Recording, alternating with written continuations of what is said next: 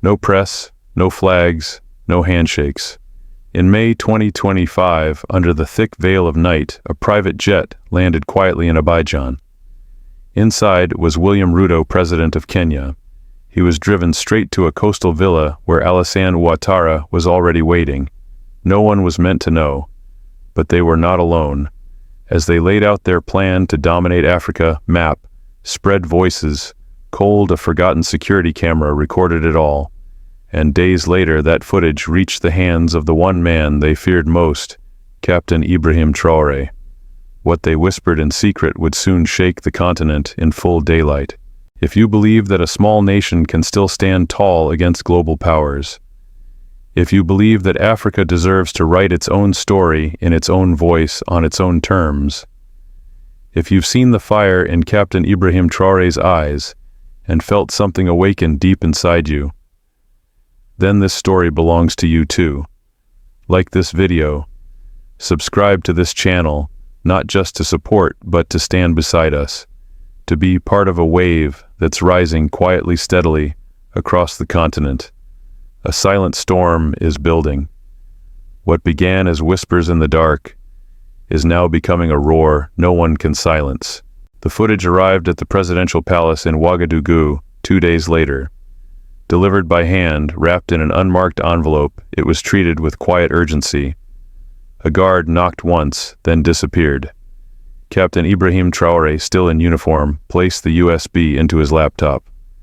The screen flickered to life. He leaned forward, elbows on the desk, eyes unblinking. He watched Ruto walk into the Abidjan villa, then Ouattara, then the map. The words followed. "We must silence Burkina Faso." Traoré didn't flinch. No curse. No orders barked. He simply sat back, breathing slowly, the weight of betrayal sinking in. What shocked others he absorbed in silence. Around him, aides waited, expecting fury. Some wanted to call the press. Others whispered of retaliation, but Captain Ibrahim Traoré raised a hand. "No one speaks of this yet," he said. "Not even inside this building." His tone was steady, measured. This isn't just proof of betrayal, it's a mirror. A mirror for Africa to see who truly pulls the strings. He knew this wasn't just about him, not about Burkina Faso alone. It was a symptom of a deeper disease, one that wore suits, shook hands, and plotted in villas by the sea. This footage was more than a recording. It was a weapon. But Traoré, unlike his enemies, wouldn't swing it recklessly. He would wait, let it ripen, use it not for chaos, but for clarity. The young captain wasn't seeking revenge. He was preparing a reckoning. The following morning, a coded message was sent from Ouagadougou to Niamey and Bamako. By nightfall, the core members of the AES alliance were on encrypted calls, then on planes. Within 48 hours, a secure conference room deep within the Burkina presidential compound was sealed off. No phones, no recordings. Just a wide screen, a single USB, and Captain Ibrahim Traoré standing at the head of the room. He didn't speak at first. The video played, frame by frame, Ruto's voice cold and dismissive, Ouattara's nodding approval. Phrases like, "neutralize the AES, cut the supply routes," and "discredit Traoré" echoed in the room. The silence from the delegates was sharp. One Nigerian general clenched his fists. A Malayan minister turned pale.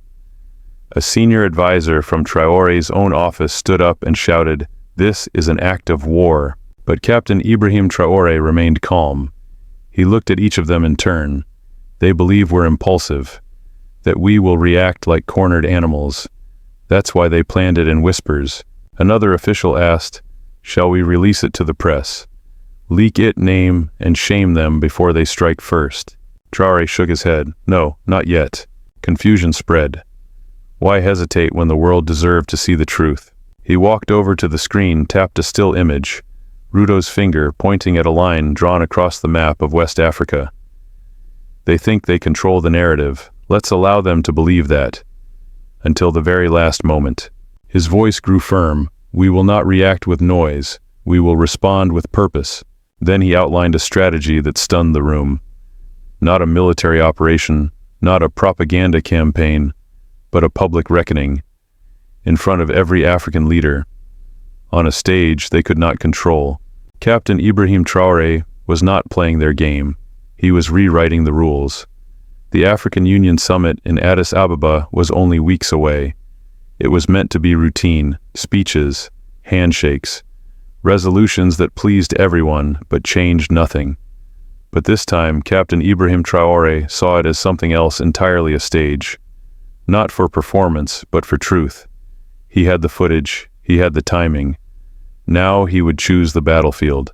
In the days leading up to the summit, Ruto and Ouattara began making rounds through diplomatic channels. They framed themselves as architects of stability. Ouattara hosted quiet dinners with Francophone allies. Ruto spoke at economic forums, warning of dangerous populism spreading through West Africa. Their message was clear. Leaders like Traore were a threat to Africa's order, young, bold, unpredictable. But while they whispered behind closed doors, Captain Ibrahim Traoré prepared in silence. He refused all interviews, declined all pre-summit panels. His absence became a rumor. Some said he wouldn't show. Others claimed he had been isolated by pressure from larger powers. But in Ouagadougou, behind locked doors, he was rehearsing not a speech, but a revelation. He called his communications team together. "I don't need a statement," he told them. "I need silence." Then a moment they will never forget. One aide asked, "Are we not going to respond to their attacks?" Traore replied without emotion, "The real response will not be made in words. It will be made in their faces when they hear themselves betray this continent." He didn't pack much, just a plain suit, a worn-out briefcase, and one USB stick. On the morning of the summit, Addis Ababa buzzed with the usual diplomacy. Delegates arrived smiling. Photographers clicked. Flags waved. But the moment Captain Ibrahim Traoré stepped out of his vehicle, everything changed. The press swarmed. Reporters shouted. He didn't answer. He didn't stop. He walked straight into the hall. Inside, Ruto was already preparing his opening remarks. Ouattara adjusted his tie eyes, scanning the crowd. They didn't expect Traoré so soon, or perhaps not at all. But there he was, calm, silent, focused. That day, Captain Ibrahim Traoré didn't come to speak. He came to confront. Not with accusations, but with evidence. Not to provoke war, but to unveil betrayal. And he would do it in the one place where denial was impossible, under the watchful eyes of every leader on the continent. The summit opened with grandeur. A full orchestra played the AU anthem. Delegates from 54 nations filled the grand hall, seated beneath golden emblems and polished flags. Cameras rolled. Translation headsets buzzed. And then William Ruto was introduced. Confident and composed, he stood behind the podium and addressed the hall with the authority of a seasoned statesman. Africa, he began, must not fall into the hands of those who mistake chaos for courage. Stability is not weakness. It is wisdom. There was polite applause. He smiled, nodding to familiar faces. Then Alassane Ouattara took the stage, his voice smooth, rehearsed. "The continent must be safeguarded," he declared. "We cannot let noise drown out experience. There is no future in rebellion." As he finished, a few delegates nodded. Others looked uneasy. Then, unexpectedly, Captain Ibrahim Traoré stood up from his seat at the back of the room. No one had announced him. There was no formal transition. But as he walked slowly toward the stage, silence rippled through the chamber. He said nothing. From his inside pocket, he pulled out a small USB stick and held it high so that everyone could see. Then he plugged it into the display system. "I bring no speech," he said quietly. "Only something they forgot to erase." The screen lit up. First, a shaky video image, grainy, time-stamped. The villa in Abidjan. Ruto's voice, "We must silence Burkina Faso." Then Ouattara, "If Traoré falls, the rest will collapse like dominoes." Gasps filled the room. Some delegates removed their earpieces. A minister from Ethiopia stood up stunned. A South African official muttered, "Is this real?" But the footage kept playing. "We redraw the map. We discredit the youth. We restore order on our terms." Then came the final blow, Ruto and Ouattara laughing as they circled Ouagadougou with a red marker. The hall erupted. shouts, chairs scraping. Some delegates left their tables and crossed the floor. Others covered their faces. The media gallery behind the glass burst into chaos, but Captain Ibrahim Traoré remained still. When the video ended, he looked across the room and spoke one final sentence. His voice was firm, clear, unshaken. "This is not about me. This is about Africa choosing its future, led by truth or controlled by lies, dressed as diplomacy." And then he walked off the stage. No notes, no applause, just a heavy silence trailing in his wake as the old order began to crack under the weight of its own deception. The room remained frozen long after Captain Ibrahim Traoré exited the stage. No one reached for the microphone. No one dared continue as if nothing had happened. The video had done more than expose a conspiracy. It shattered illusions. The carefully curated image of Ruto and Ouattara as responsible stewards of African unity had collapsed in front of the entire continent. What was once whispered behind closed doors had now been etched into history broadcasts from the very heart of African diplomacy. Outside the hall, reactions spread like wildfire. Delegations began withdrawing support from the Kenyan and Ivorian blocs. Spokespersons refused to answer questions. The corridors of the AU headquarters echoed with hurried footsteps and urgent calls. Yet amidst the chaos, something else began to stir, a quiet, collective reckoning. Young African leaders, some who had never dared raise their voice at such forums, began to speak with conviction. A delegate from Chad called Traoré's act a turning point. A minister from Angola said, "For the first time, we saw courage without ego." Even those who once remained loyal to the old guard found themselves questioning the foundations they had trusted. Traoré had not raised a fist. He had not called for war.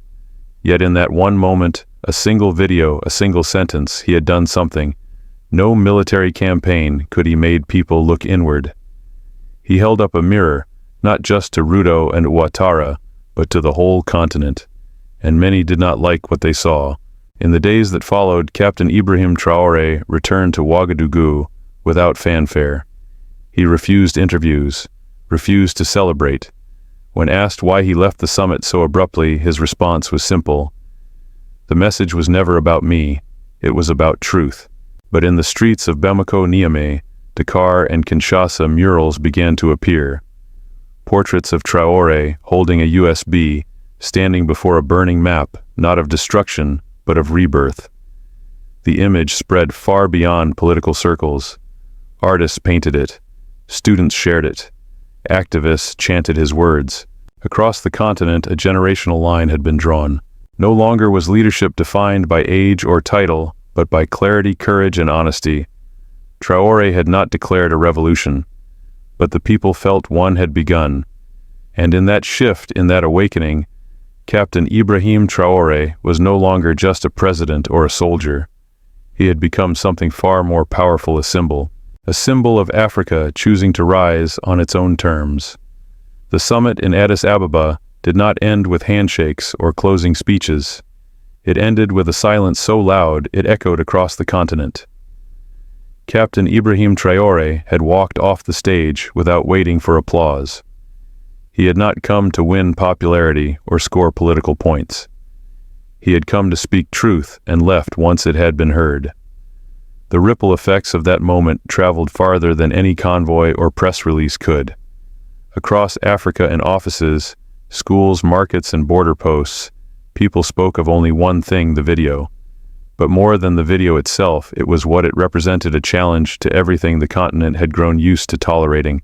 For decades, African leadership had often been dictated by age, by allegiance, by quiet deals made in distant villas. Power flowed through predictable lines. Speeches were drafted, never felt.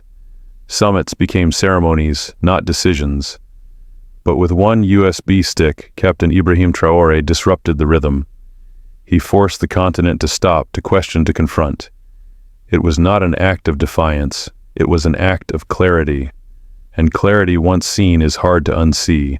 In Ouagadougou, Traoré returned to business as usual, or at least he tried. But nothing felt the same. International media wanted interviews. Regional leaders demanded private meetings.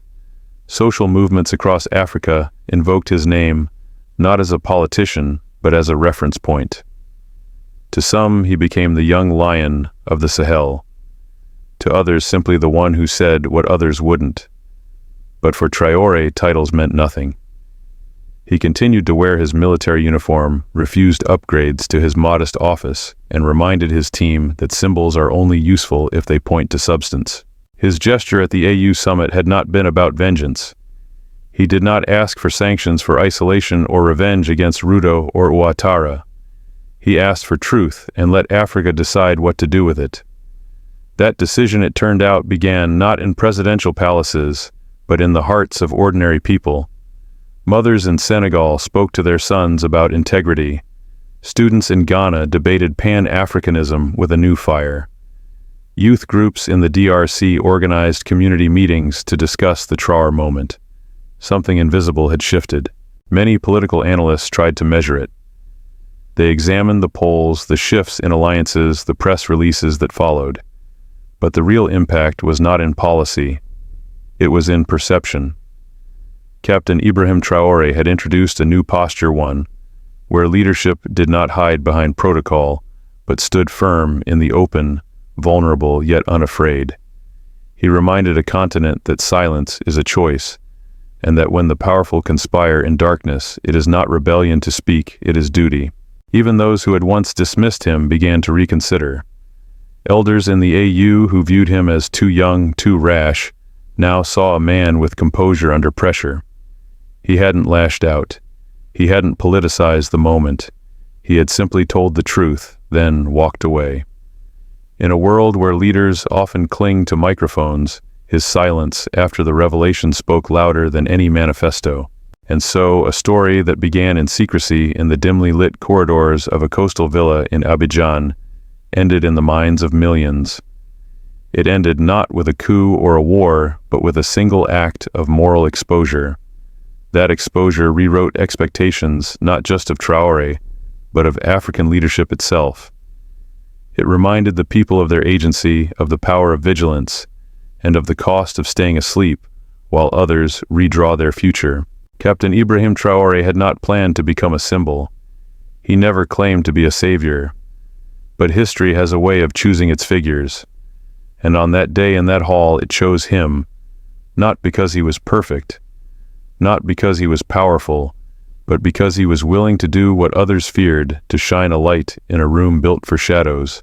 And Africa, for the first time in a long time, looked directly into that light and saw itself differently.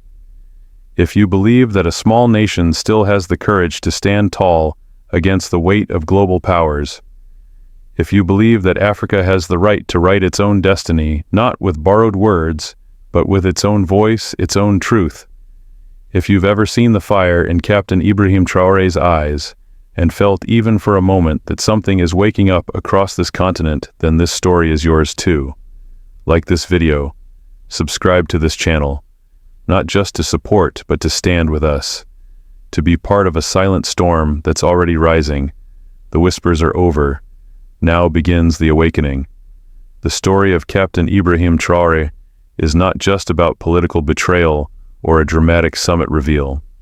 At its core, it is a lesson in leadership, in moral clarity, and in the hidden strength of patience. It teaches us that power does not always rest in loud declarations or heavily guarded summits, but in the courage to speak truth when it is least expected and most needed. This story reminds us that leadership is not about dominating a room, but about commanding silence through authenticity. In an age where information is weaponized, where manipulation hides behind polished speeches, the act of unveiling a raw, unedited truth has become revolutionary in itself. What we witnessed in Addis Ababa was not just a political confrontation, it was a generational divide laid bare. The old guard, represented by Ruto and Ouattara, relied on secrecy backdoor dealings, and the assumption that the continent could still be shaped from private villas by men who believed they owned history. But history, as this story proves, is not owned. It is challenged, rewritten, and redefined by those brave enough to hold a mirror to it. Captain Ibrahim Traoré did not confront them with guns or threats. He confronted them with evidence and the moral weight of their own words. The most powerful lesson lies in how he chose to respond. Faced with a video that could have been used as a tool for chaos, he opted for restraint. He did not leak it to tabloids. He did not tweet outrage. He planned a moment that would reach not just the media but the hearts of African leaders themselves. That choice to act with clarity rather than impulse revealed a different kind of strength. It is the strength to pause, to observe, and to strike only when the ground is ready. That is not just strategy, that is wisdom. Another lesson is found in the reaction of the people. The moment the footage was revealed, there was no need for commentary. The truth spoke for itself. People recognized betrayal when they saw it. They saw the lines on the map, the laughter behind closed doors, and the coldness with which the fate of nations was discussed. And in that moment, a silent agreement passed through the room that Africa could no longer be shaped by those who do not believe in its people. The story shows that even the most guarded systems, the most protected reputations can be undone, not by scandal, but by a single undeniable fact. Yet perhaps the greatest lesson lies in what followed. Captain Ibrahim Traoré did not ask to be hailed. He did not turn his moment of truth into a personal brand. Instead, he withdrew from the spotlight, letting the truth echo on its own. This humility, this refusal to exploit the moment, is what turned a revelation into a revolution. It reminded us that change is not sustained by ego, but by vision. His quiet return to Ouagadougou, his rejection of praise, and his insistence that the truth belonged to the people, not to him, elevated his message from politics to principle. The story also reminds us of the danger of passivity. If that camera had not recorded the meeting, if no one had dared to watch or share what was said, the future of the continent might have been negotiated in secret, reshaped without consent. It is a warning democracy and dignity are not protected by institutions alone. They are protected by vigilance, by the courage to question those who speak of stability but act in deceit. Africa's future depends not just on bold leaders, but on brave citizens, those who are ready to listen, to question, and to act when it matters. Finally, the story reveals a deeper transformation, the emergence of a new African consciousness. Traoré's actions resonated not just because of their content, but because of their timing. In a continent long divided by colonial borders, economic dependency, and political fragmentation, the idea that a young leader could speak for the collective conscience of Africa felt new and necessary. This was no longer about Burkina Faso. It was about a generation rising, about a continent ready to write its own narrative without waiting for permission. In classrooms, communities, and even in government corridors, this moment has sparked questions. What kind of leadership do we want? What is worth defending? What does sovereignty really mean in the 21st century? These questions, born from one act of honesty, may lead to something far bigger than one summit. They may lead to a new era where Africa is not defined by what others fear, but by what it dares to imagine. So the lesson is clear. Truth is not weakness. Patience is not inaction. Silence, when chosen wisely, can shake foundations. And when truth is spoken not for revenge, but for justice, it becomes unstoppable. Captain Ibrahim Traoré did not just reveal a plot, he revealed a path where African leadership is redefined not by power, but by purpose, not by control, but by courage, not by tradition, but by truth. And if this story teaches us anything, it is this: when one person chooses to stand, others will rise. When one moment pierces the darkness, others will follow. And when the truth is finally heard, no matter how late, no matter how small, it has the power to move an entire continent forward. In a digital age where disinformation spreads like wildfire, evidence, real, raw, unedited, remains the most powerful weapon. And in the hands of the right leader, truth is not just a defense, it is an offensive force. It forces people to choose sides.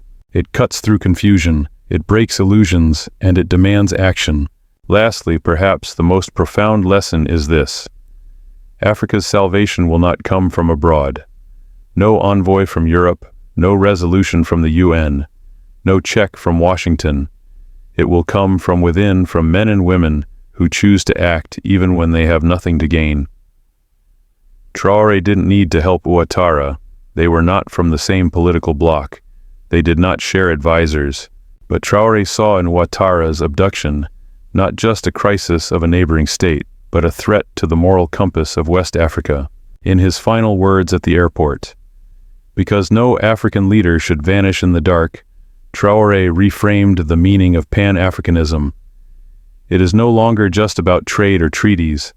It is about guardianship, about stepping up when others step back, about refusing to let fear dictate Africa's future.